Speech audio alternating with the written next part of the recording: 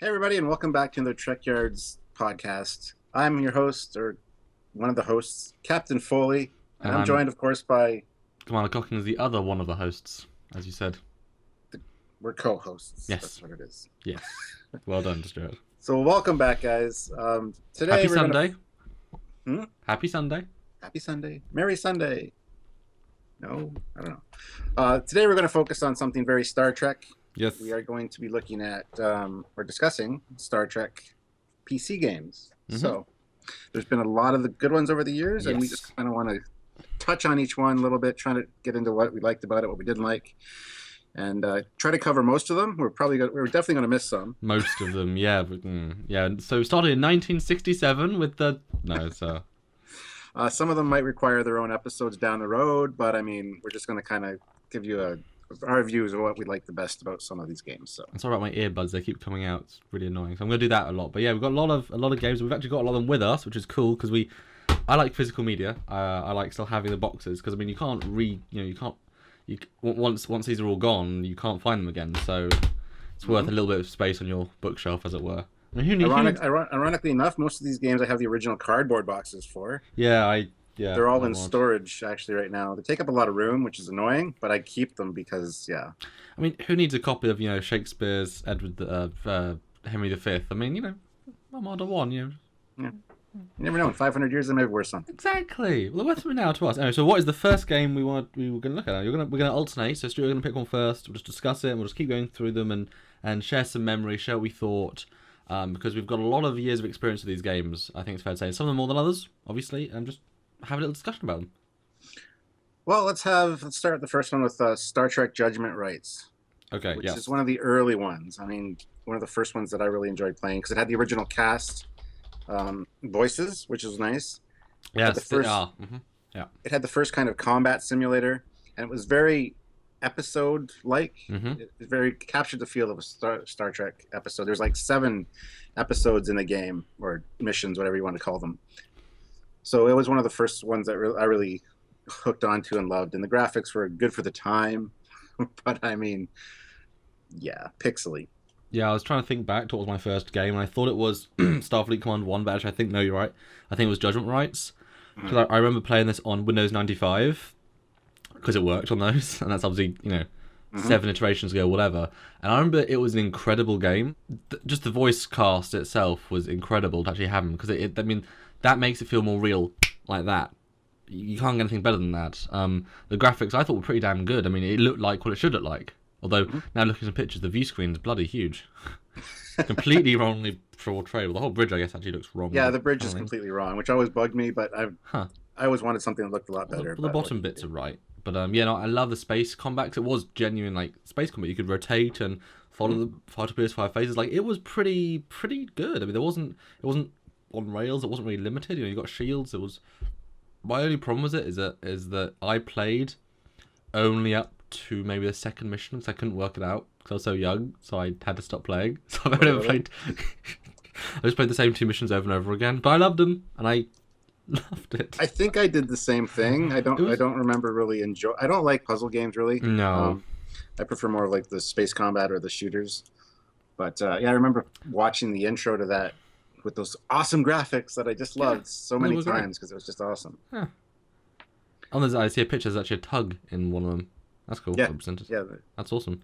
But it was just very, very good game, very fun. But like I say, it's a point and click. So like, if you, I always try to remember, like, so where do I point and click? Okay, click the entire screen. Do I scan every point? I don't know. It wasn't made obvious enough. But for those 2 levels, it was amazing and definitely felt like an episode, like you say. I think the intro was another Connie coming back through time and getting blown up. I think that was. Yes, something like that. Which is great, because that was a regular story in Trek games, and it's nice they TOS'd it already. Yeah, I actually have somewhere. I have the 25th anniversary edition of the game. Comes in a nice black box. You get a collector's pin, as well, and you also get a VHS copy of I can't remember which episode. Oh, Stuart, that's depressing. It was released in 1993. I know, and I bought it brand new. And that's my year of birth. So. Oh my god, dude. So I probably played it pretty young. Oh, that game is literally as old as I am. Those graphics, that is the prime of that is my youth graphics. Apparently, that's my. Mm-hmm. But yeah, fun game. Yeah. All right, so we've God. basically touched on that. We're going to get into the ones we love a little bit more. But what is your choice for the next game to talk about? Well, I guess we're sort of going in vaguely time order. I want to talk about the Interplay. I think they're called the Interplay games. So Starfleet Academy, Klingon Academy. What a games they were. Seriously, I mean, they were. As a guy who does video production, I mean, not only getting the original cast from the movies, which is incredible in itself, but to have those amazing green screen sets, which let them be on the bridges of all these different, be on all these different sets, and for the time, pretty great. And even now, like, it's not far off acceptable, which is hell of impressive for a PC game back in the 90s. But I love the idea of Academy. And just having Kirk and having Sulu and Chekhov was amazing. And then Klingon Academy. Now I've only played Starfleet Academy a little bit. I've got to be honest, but I've watched part of it. And Klingon Academy, I actually watched the entire 3-hour movie of it, the equivalent. And I got to say that story is amazing. And just seeing Chang at his prime beforehand, back in the makeup, really develop him a bit more is amazing. And seeing how he loses his eye in the intro cutscene and Gorkon is just really excellent stuff, and definitely worth playing. And now Starfleet Academy is available on Steam, which is awesome. Yeah, and it's cool because I actually have the original Starfleet Academy game still with the fold out with the 7 discs or whatever. And I have the little known about Starfleet Academy Chekhov's Lost Missions, which included 7 new missions and 2 new net games. Ooh. There's more Chekhov and Sulu in this one, not so much Kirk. But it was great seeing Kirk and all them back in their roles, which was amazing. So what's interesting about Starfleet Academy, that was actually made after Star Trek 6 and after Star Trek Generations. It was made in 1997. Generations was 1994. So this was Kirk beyond his last appearance. And obviously Sulu and Chekhov, and this is it's Kirk at his biggest. But that might have been their last main performance. Yeah. Which I think is incredible, and they all willingly dawn like that. I mean, for William Shatner to say, yes, I'll come back and do a video game, I think that's pretty good of him, and all of them to come back, because it's a great game, but it's a video game. Yeah, and what a video game. I mean, the cutscenes were amazing. Plus, like I said, we get to see all those characters again, and it carries on their character as far as in canon goes, which is amazing. And yeah, it was just great seeing them back in the roles. Always good to see Sulu as captain. Always good. Yes, yeah. Yeah. So what is your next pick? Oh, I'm not done talking about that yet. So one of my favorite things about Starfleet Academy was, of course, the combat simulation, which was amazing. I mean, to be able to sit basically in the captain's chair and see the helmless people in front of you in the view screen, and then be able to turn to the side and go to each console, and then see each console on screen. You can adjust the different power settings and whatnot. Was very cool. Bridge Commander. Exactly, early Bridge Commander. But I mean, it's my favorite LCARS displays back then, the movie era. So I mean, to see those on my screen, I was just in love with that game. I would just mess around with combat. I wouldn't really play the game too much because a lot of the missions are kind of difficult, to be honest. I have heard that, yeah. I don't even think I ever played any of the Chekhov's Lost missions. I don't know. So they stayed lost. Yes, they did. But I had to own it. It's just one of those things I had to get. And now I can't even use it because it won't install on my machine. I do have Starfleet Academy on here because I downloaded it. Steam does work, yes. Yes. Klingon Academy not yet, but I'm hoping they will at some point because I'd like to actually play that one. Yeah, and they also don't have the Chekhov's Lost missions to add on yet, but hopefully down the road they will. So, yeah. Anyway, so next game. Okay. Okay, like I said earlier, I love first-person shooters and I love combat simulations, but I gotta mention one because I don't want it to get lost in the shuffle. Star Trek Pinball. That too is awesome.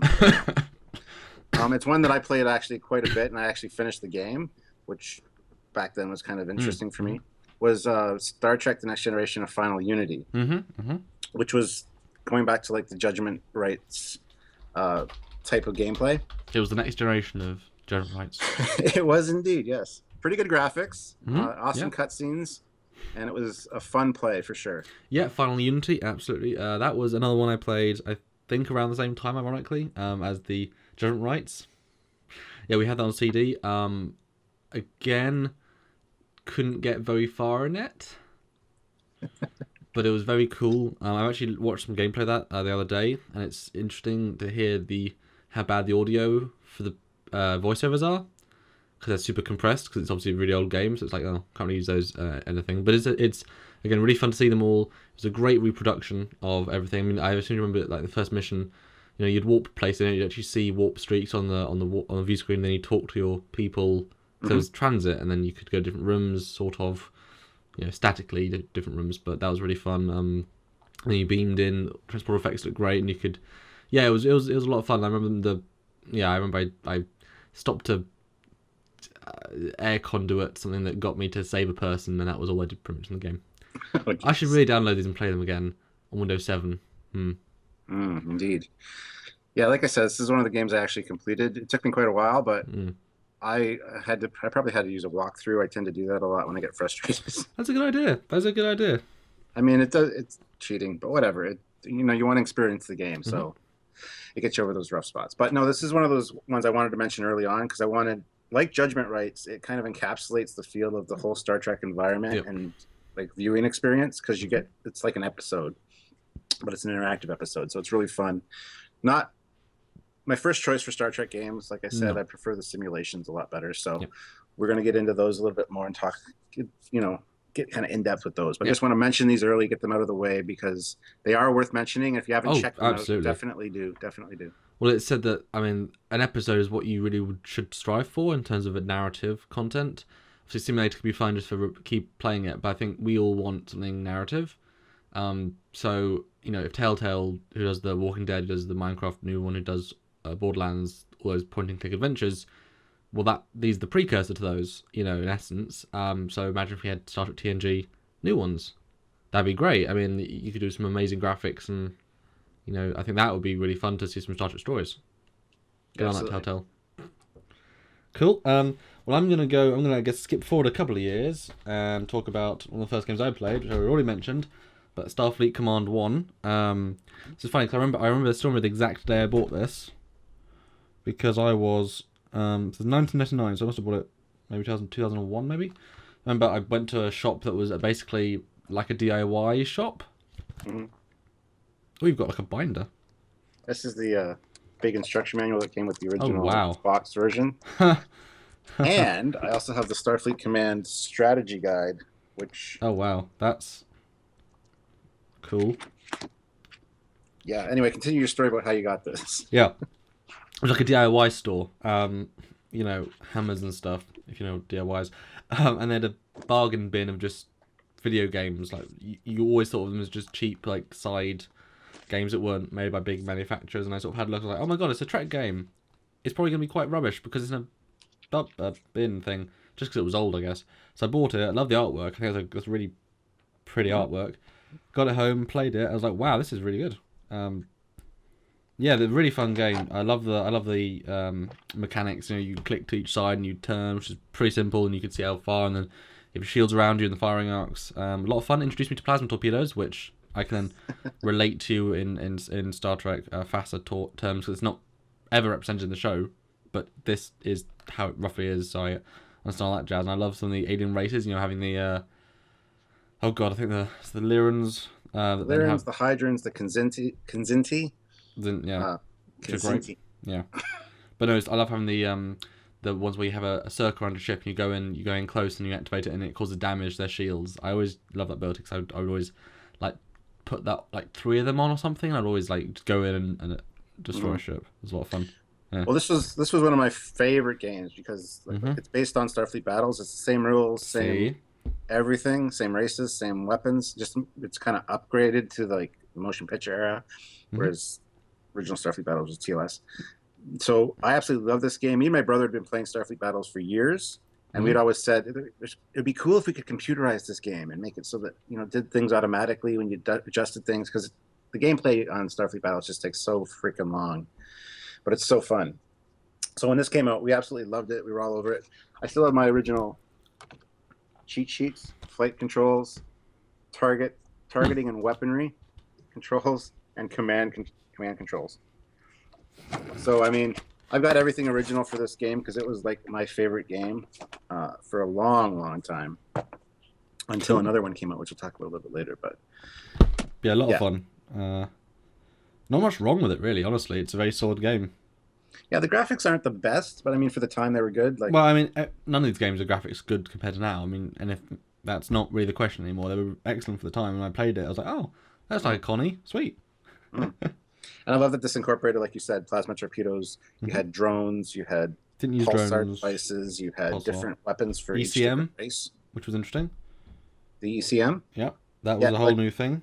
Electronic countermeasures and electronic countermeasures, which is a very odd concept, but which is something that in modern military is actually something they use, and it's something that is used all the time in Starfleet. Although cloak is very ineffective in this game, it's not really worth doing much.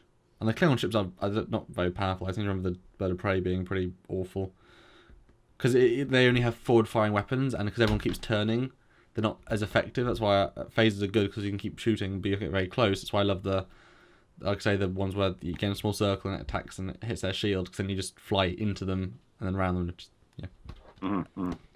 yeah, so definitely a fun game, and it was cool to see the other races brought to life. We should do some of those ships on Trekyards, Stuart. Be fun. Absolutely, I want to. Anyway, what is your next pick, Stuart? Well, my next pick, because we just talked about that one, would be Starfleet Command Volume 2. Empires. I have nothing to contribute towards. Okay, well, it's exactly the same game, but with better graphics, a few new races, and improved controls, more simplified controls. Oh, yeah.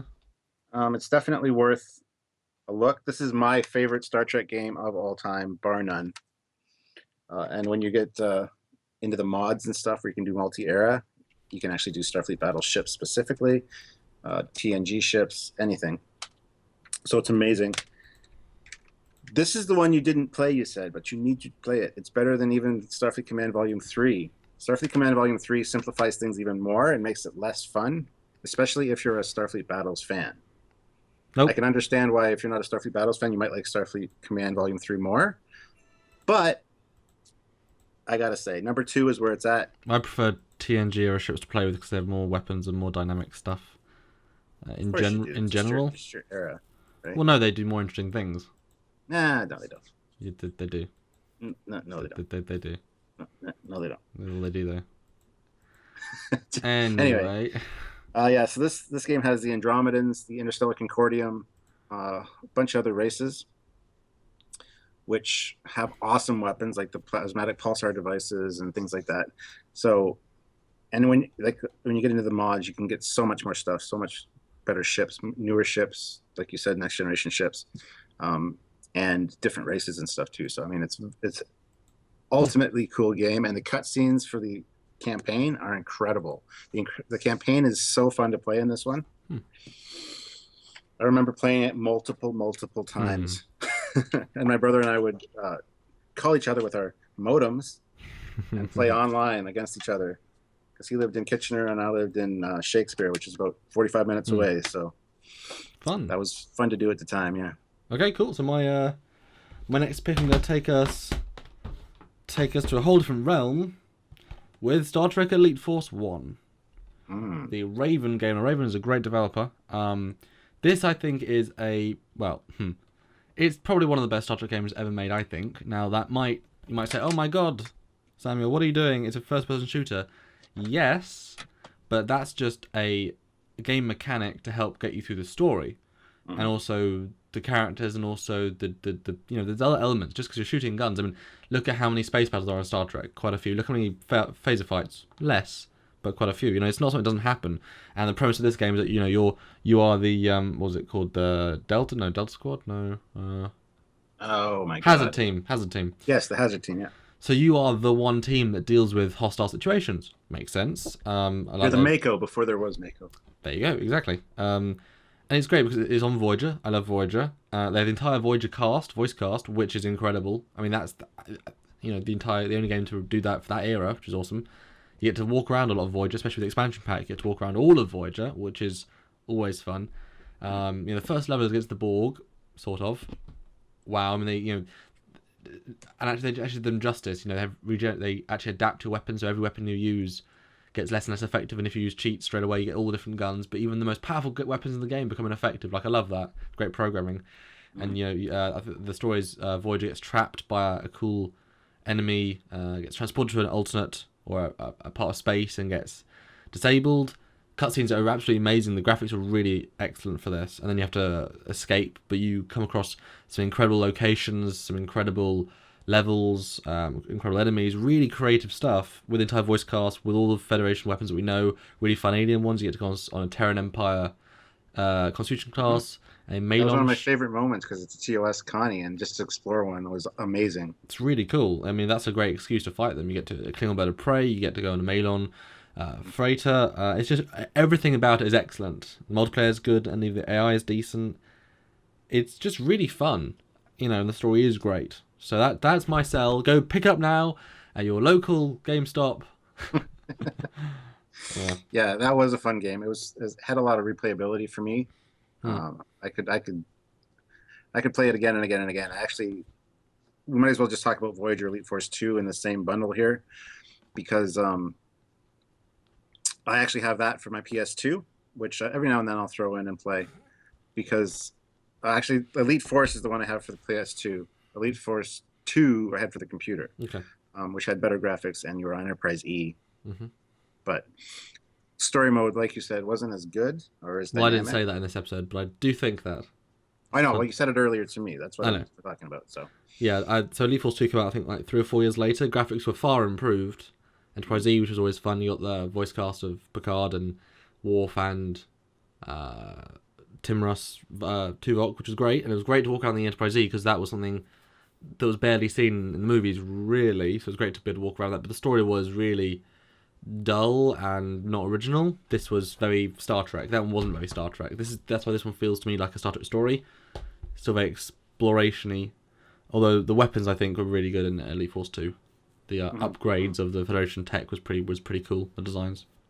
Now you said you got a mod for Elite Force. Yeah, so Elite Force 1 is one of the best modded games, I think, because it's again, take out the first-person shooter element, which is, you say, what are you doing? It is a first-person shooter. Oh god. It doesn't work on Windows 3.1, but it does work on 95, 98, me, XP, and 2000. Damn it. Anyone still got 3.1? You're out of luck, guys. Sorry. No, it's modded, yeah. Because I don't play this game as a shooter anymore. I could, and I probably should, but I don't. I play it as a museum game because amazing people out there, like you, or probably not, it's an old game, built levels, full interactive levels of all the different ships. So you get to walk around the E in this, you get to walk around Defiant, Galaxy Class, Klingon Bird of Prey, 71 Colony, all these different maps you get to walk around and just experience. And as someone who loves these sets, that's far more interesting than going around shooting, is just to be able to walk around and enjoy. It's a museum, isn't it? It's looking through these amazing things. So that's why probably one of the best modded games, just because you get so much Star Trek out of it. Yeah. Sounds like I need to get the mod for that and actually try it out. It's not a mod, it's like a bajillion single maps you have to put in, but yeah. Well, I would love to try that because there is actually a mod for it technically, but yeah, it's yeah. It didn't used to be, and then it updated, but yeah. Yeah, it's something that's really up my alley. I love exploring starships and stuff, especially the old TOS stuff. So that'd be awesome. Yeah, you get to go in the bowling alley and stuff for that one. Can you bowl? No. Too old for that. Oh. It's a really old game. There's nothing actually movable, but it's walk around it.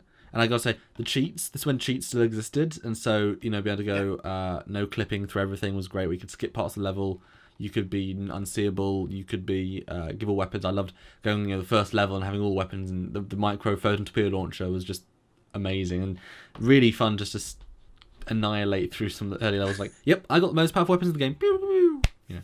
Pew, pew, pew. Federation. Yeah. Cool. Yeah, that was fun. All right, cool. So now let's move on to let's try Star Trek Armada. Which one? Well, we'll talk about both of them in the same spin. Okay. Star Trek Armada was one of my absolute favorite games. Star Trek Armada 2 is obviously better, and I like it better. Box art as well. Yeah, it's like Starfleet Command Volume 2 for me. The second volume of each of these games is far superior, and I almost don't want to play the first one anymore because of that. So yeah, it doesn't age as well. Armada 1. Armada 2 ages very well. Armada 1, not so much. Yeah, the campaigns I found very fun. Yes. I actually enjoyed both of them. This is the sort of, Star Trek is a sort of universe where, now yes, obviously combat is not about, Star Trek is not about combat, but the way it the amount of ships and the amount of races lends itself perfectly to this sort of style of game. So in both games you get campaigns with multiple races, which is incredible. The first, I believe, you get Klingon and Federation and Romulan. I don't know if you get... I can't remember if you get... Yeah, I think you get the Romulan in the first one. Yeah, it's one of the best things about this game is particular is that you can play 3 campaigns. The Federation, Klingon, and then Borg, which is awesome because Borg is heroes.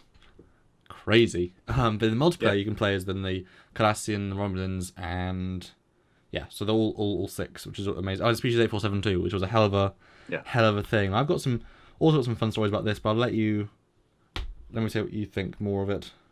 Well, both of those games I played the campaign all the way to the end. It's just those are my kind of games. Mm-hmm. I love those. They're much more interesting to me than like Final Unity or Judgment Rights. I don't like. And the stories were pretty good. Like the stories weren't bad. Yeah, they're fun to see. I gotta say though, I've got one of the mods for Armada 2 called Fleet Operations, where it ups the graphics, it ups the sound effects, and it kind of gets rid of the silly kind of weapons. Oh, I like those weapons. I like the chain reaction pulsar. I know the chain reaction pulsar is awesome, dude. Yeah, but I mean, it's unrealistic and not really Star Trek. Oh, Tish. Like the Corbomite shield or whatever it's called for the Sovereigns. I mean, that's cool. It bounces everything back at the player that fired it. I thought it was very creative. Oh, absolutely it is, but you never see those. So I mean, Fleet Operations makes. Weapons... you never see it. Makes it a thing. Yeah, you and Mr. Fasser ships over there for Starfleet Command. You be quiet. But what was I going to say? Oh yeah, the graphics get ramped up, the sound gets ramped up, and it's more realistic. Changed though, you lose a lot of the ships that we like, and it gives us loads of odd ships. And I like playing cannon ships. I don't necessarily like playing side cannon.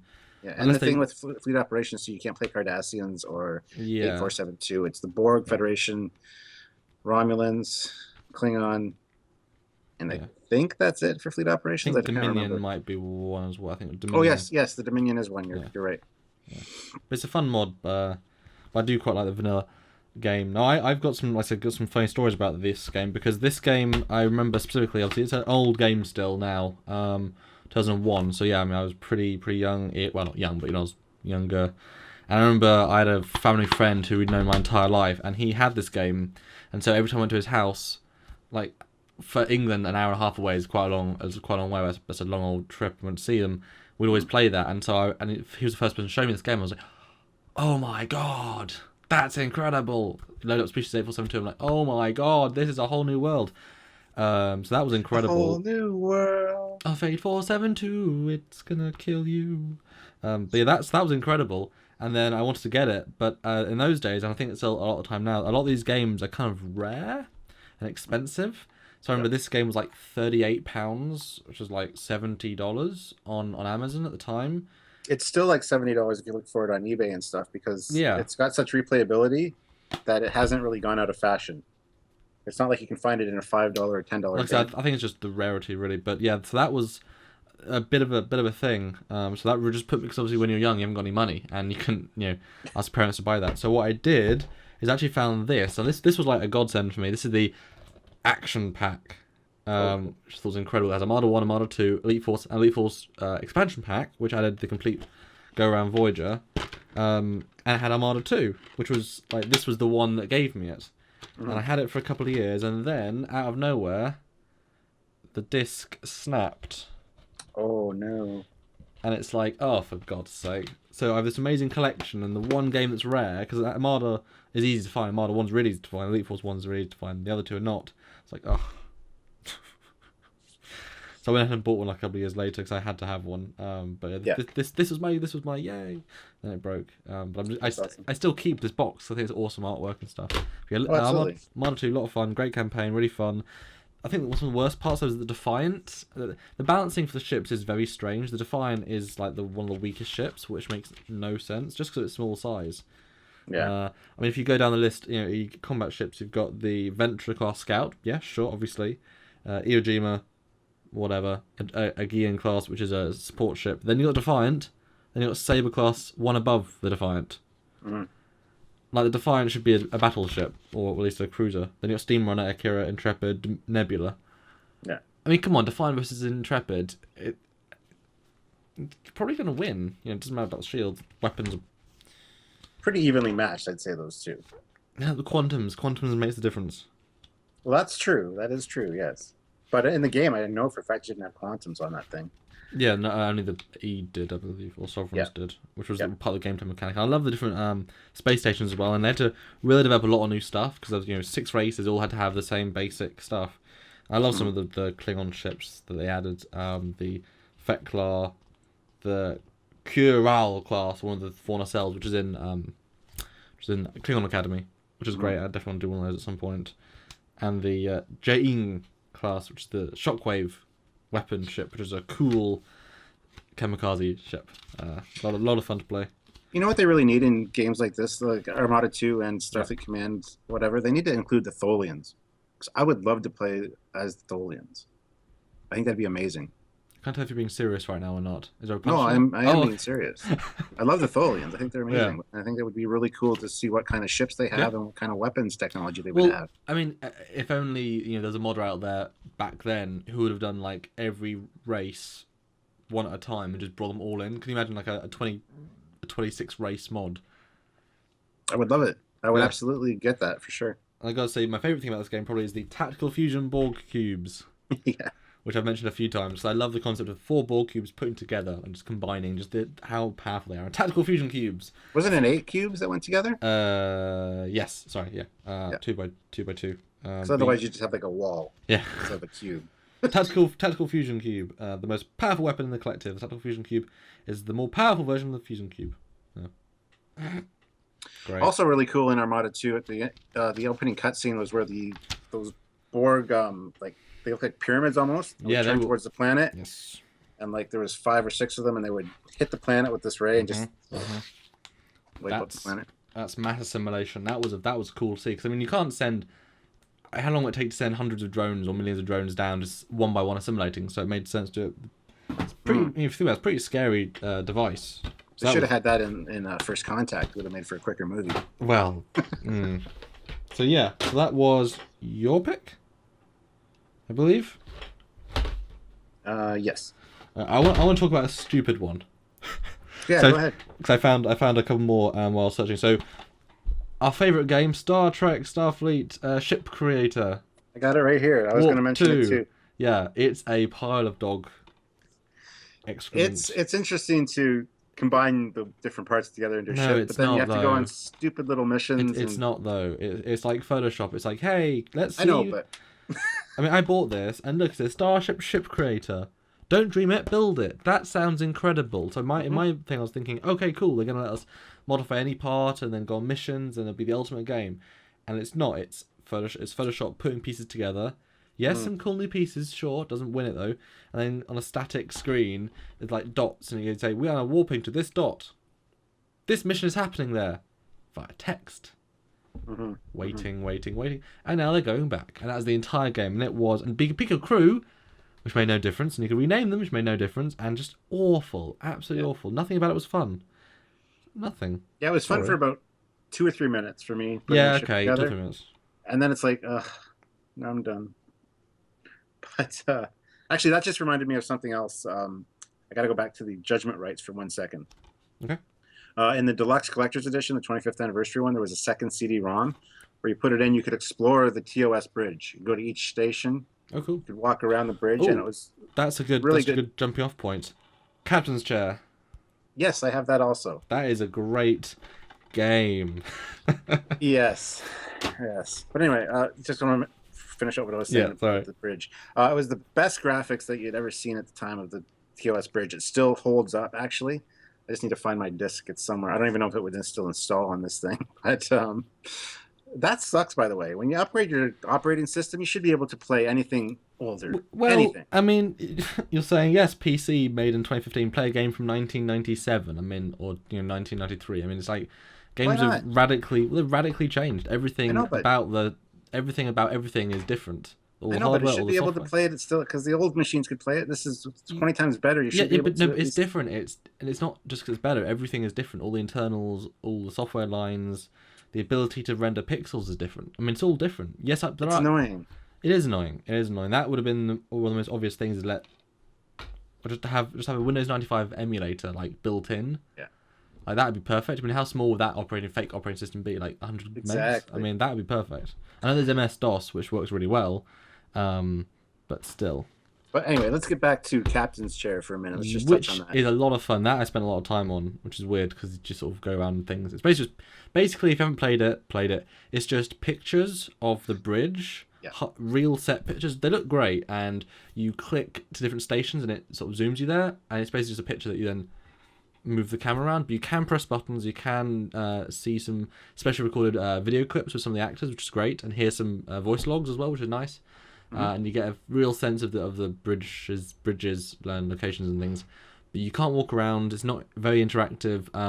And the quality, I tried to open it. I tried to play it the other day, and the resolution is actually very low. So actually, if you think about the quality of the pictures, they're only compared to then. Now they would look like absolute, awful. So it's sort of relative. But at the time, it was amazing to be able to see the sets. Not a super fun game, as you said, but it definitely, for people like us, it's a window. It's just a window, really. Yeah, I thought it was very interesting, though. Yeah. Like, I've got all this stuff somewhere. I just no, don't make it fair. It could play Pong.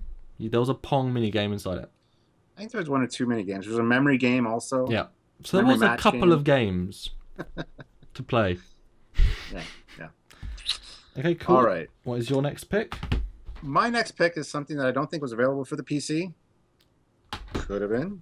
But Star Trek Shattered Universe. Oh, yes. Oh, damn it. I have that one over there. I have it for the PS2. Oh.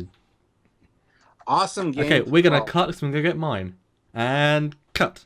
And we're back. I've got it. I have my own little sticker. I actually keep this one out specifically because it's Xbox 360 compatible. Really? I got mine's PS2, so... Now, a funny thing, as you were looking for that, which nobody knew about because you cut it, it's like magic, you had it. I opened mine up, and this fell out. I remember how difficult this game was. Yeah, I have a thing as well in it. And it's got the cheat codes. All ships, invincibility, all really? medals and ranks, Kobayashi Maru difficulty setting. So I use the invincibility a lot to actually play through the campaign. Because the campaign, the cutscenes, and the story are awesome. You get to fight the ultimate computer, you get to fight a doomsday machine, you get to go to the mirror... Well, you're in the mirror universe, obviously. But I mean... It's so difficult, the game. If you don't have invincibility mode, the chances of you completing the game, I think, are 0. Yeah, I have one mission walkthrough because apparently that was difficult. Yeah, no, it was it was Captain Sulu. It was a Captain Sulu story we should have got, and it was incredible. And Chekhov, evil Chekhov, which was great. I mean, you got more Sulu in this than you almost got in the entire show. And like I say, a full mirror universe story taken seriously, but having fun, references everywhere.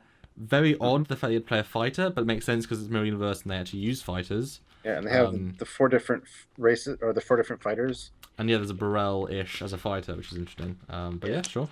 But really fun. The cutscenes are amazing. There's 6 fighters. There's 2 more there. Oh yeah, the alien ones. Yeah. Yeah. The Romulans. Romulan Strike. Orion Corsair. Imperial Phantom, Klingon Bird of Prey, Imperial Spectre, and Imperial Wraith. So 3 Federation fighters, and then Klingon, Romulan, and Orion. But yeah, to actually see the 4 Constitution class ships that you have to fight, I mean, I was in heaven because I loved it. The graphics were really good on this. Yeah, they were really good. The cutscenes are kind of for graphics wise. They're blocky, but I thought they were really good. Well, they were great for the time, yeah, absolutely. Yeah, and I played it a few years ago. It's a fun game. I don't think it's available for the PC, though, so... No, it's not.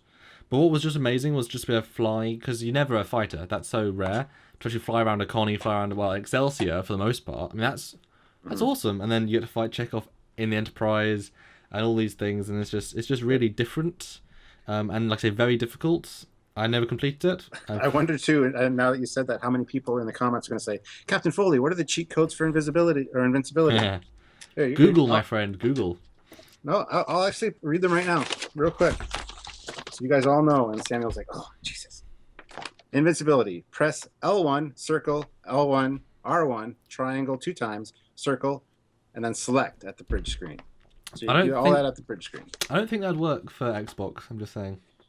Probably not. No. But it does work for the PS2. So if you're interested, I also have all the other... And Xbox had better graphics, because Xbox had better graphics at the time.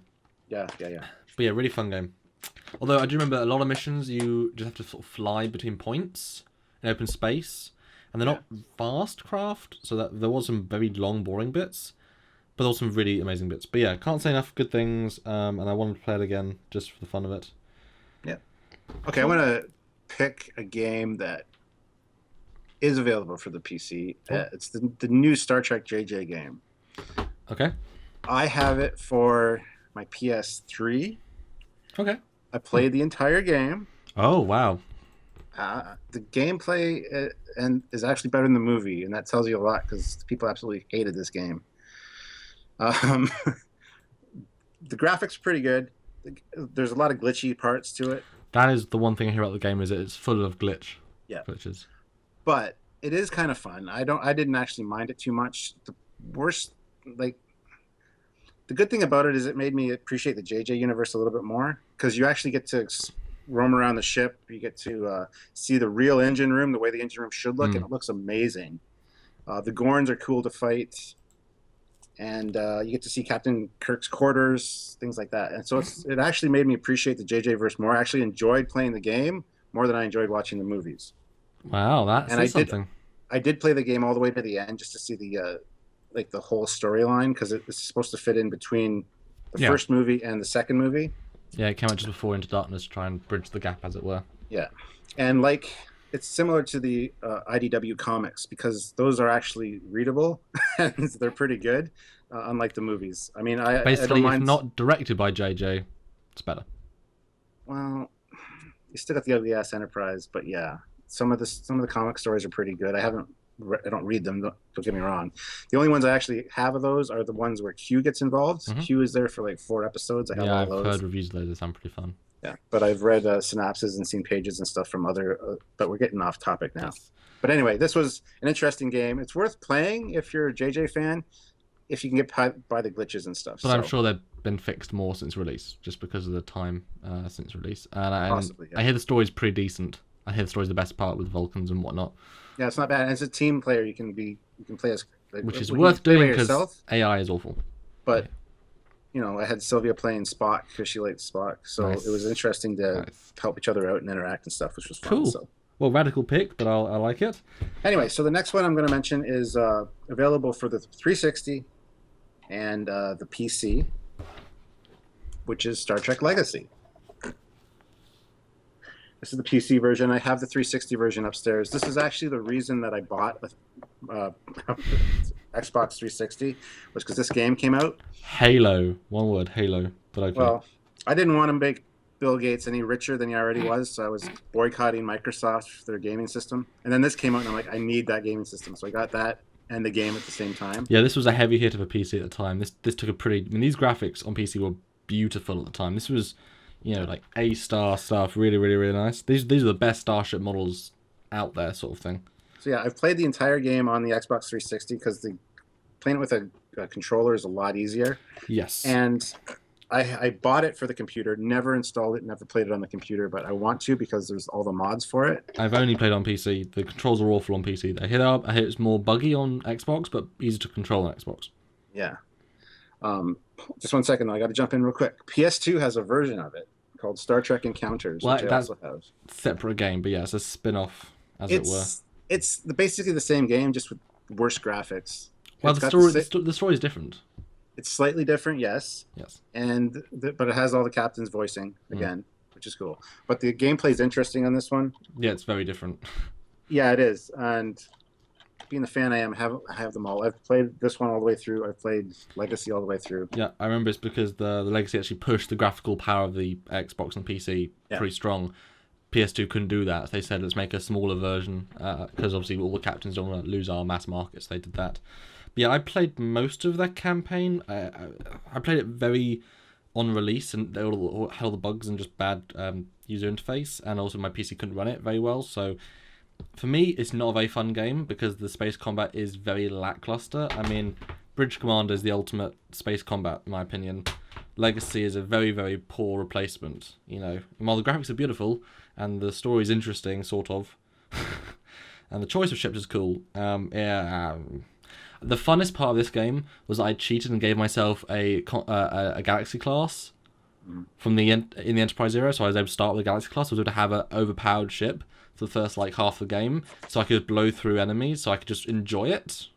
But then as soon as it became TNG era, I was, oh, damn, even match again. But yeah, it's great to hear all the captains again. Seriously, that was amazing. You could tell William Shatner's the older William Shatner. That's fine, it's fine.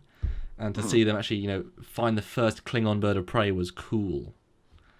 The genuine article. The very first Klingon bird of prey. The first enhanced cloaking device from the Klingons with the Klingon bird of prey. As seen in Star Trek Legacy in a Klingon space station, captained and stolen by Kirk from the Klingons, who designed and developed it from Kronos and the design community of the Klingon High Council to be the next by a Klingon designer and constructed by Klingon personnel, and it's definitely a Klingon with Klingon ship. Toilets and Klingon soap.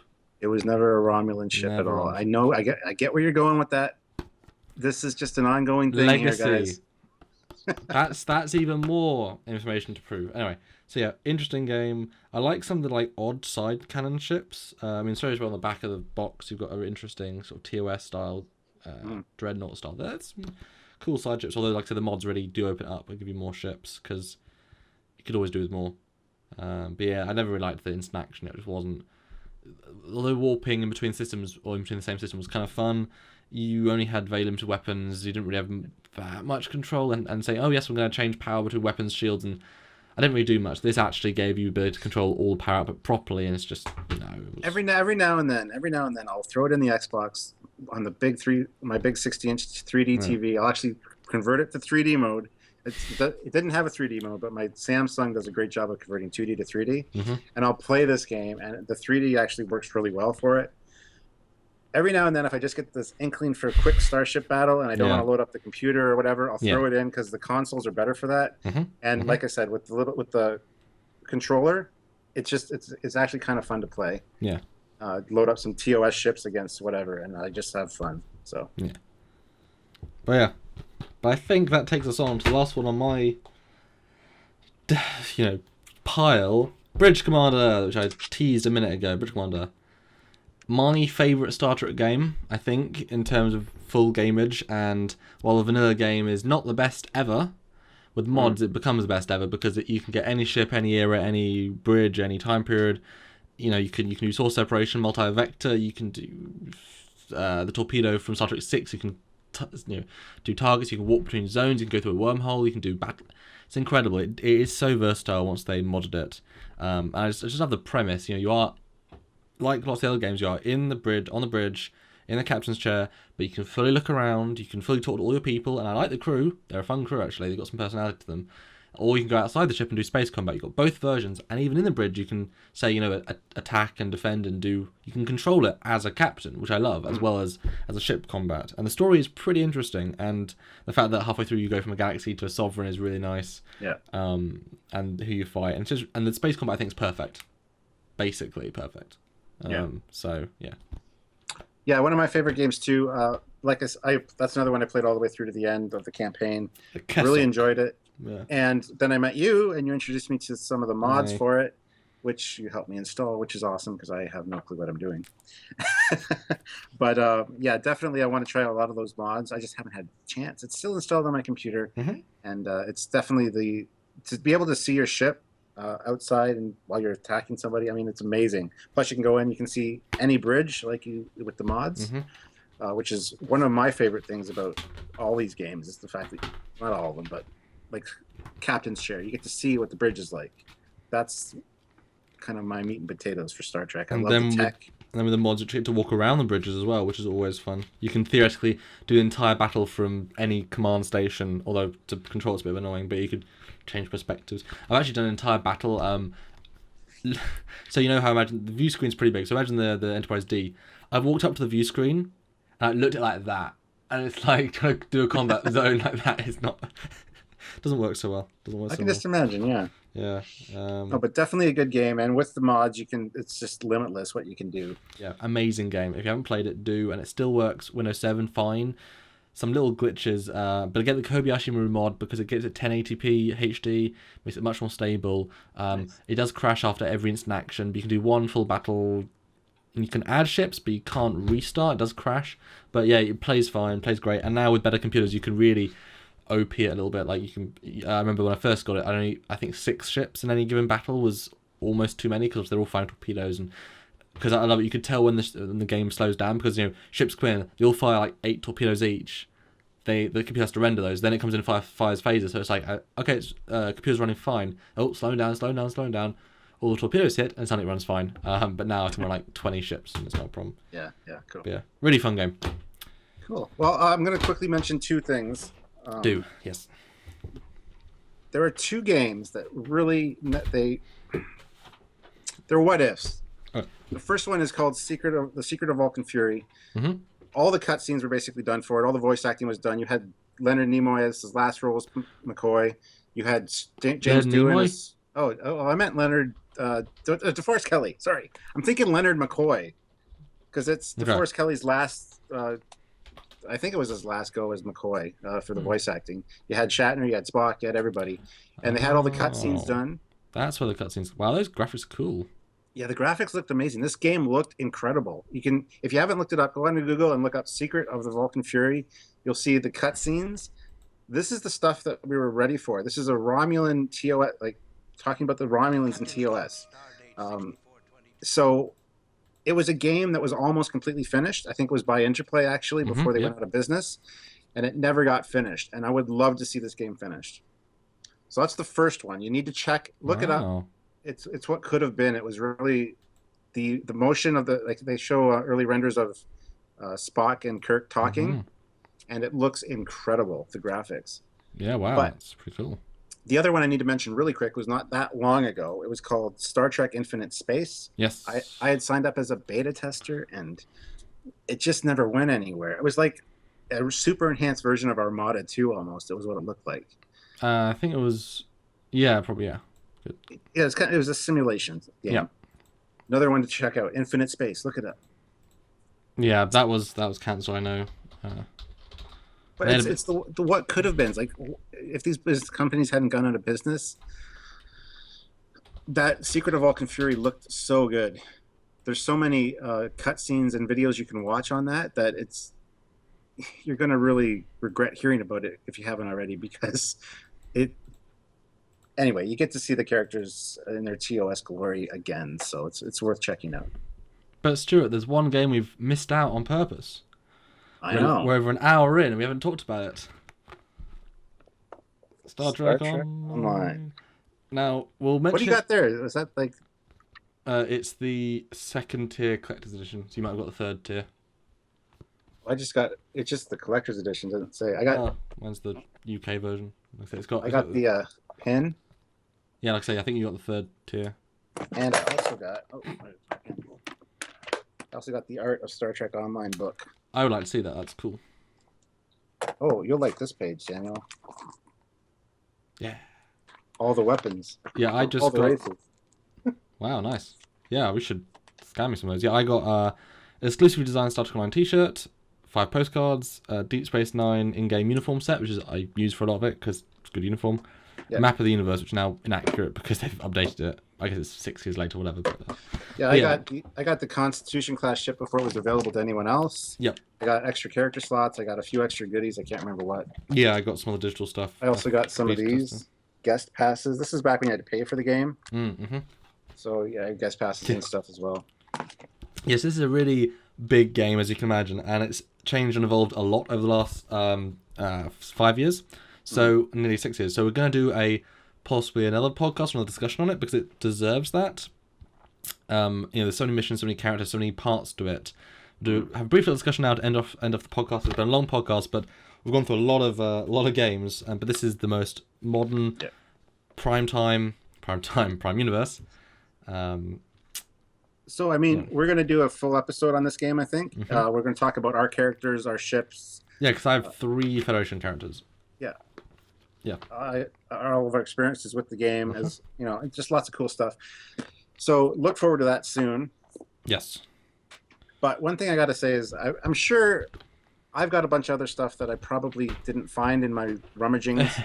Other games, other cool little things from Star Trek, computer related. Like we forgot Star Trek Borg. We did. Great game. Great interactive game. I've watched the entire movie. Amazing. Yeah. John but there's been a lot of stuff. So if anything we missed, mention it in the comments below. Tell us about your experiences with Star Trek gaming.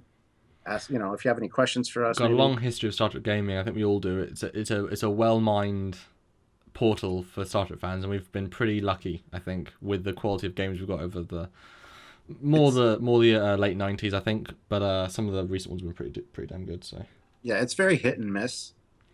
And I find now that we have Star Trek Online, I don't know if the developers aren't trying. Well, there's that new mobile game, which I'm actually a tester on. Theoretically, I've signed up for. I can't remember what's it called?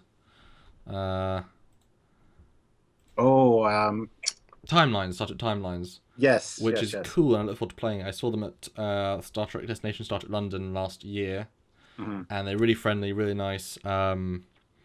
They didn't have much to show, but now they've shown a lot of the gameplay. It looks interesting. It looks one of those very replayable story style ones where you just keep having more content, but you still get a feel of the Star Trek story, and the fact that you can play alternate, different characters, different universes.